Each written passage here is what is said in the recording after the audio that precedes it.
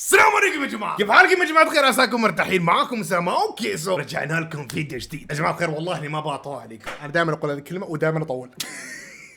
يا جماعه الخير، الناس الكميه اللي تجيني وتبغى اني العب جراند حياه الواقعيه، وخاصه اني العبها في سيفر ريسبكت، والله انه مو طبيعي. ودائما اقول يا جماعه الخير، هذه القناه ترى قناتنا كلنا، هذا مو قناتي انا، قناتنا كلنا يا جماعه. تسمعني ولا؟ فيا جماعه الخير بهذه المناسبه ابغى بس اشترك بهذا الشيء. يا جماعه الخير انا قررت اني ادخل بسيرفر ريسبكت، ولكن في بنود وشروط. لا انا ما ادخل بس كذا، لا اوكي ما في شروط.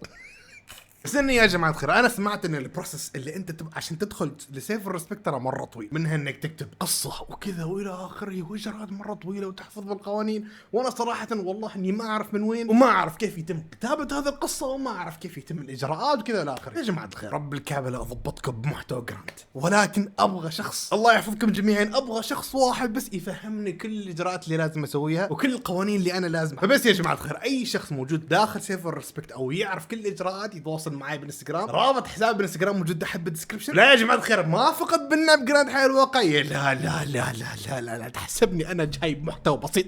هيل ماي براذر. يا جماعه الخير نزلنا لعبه ريد ديد ريدمشن 2. فيا جماعه الخير صدقني اذا انت ما متابعني على الكيك وما راح تتابع البثوث، والله انه راح يفوتك اكثر فتره ثمره لكيس والله ما بطول كلام يا جماعه الخير. فول على الكيك والله انك راح يفوتك ورب الكعبه. بس يا جماعه الخير نتقي يا جماعه الخير.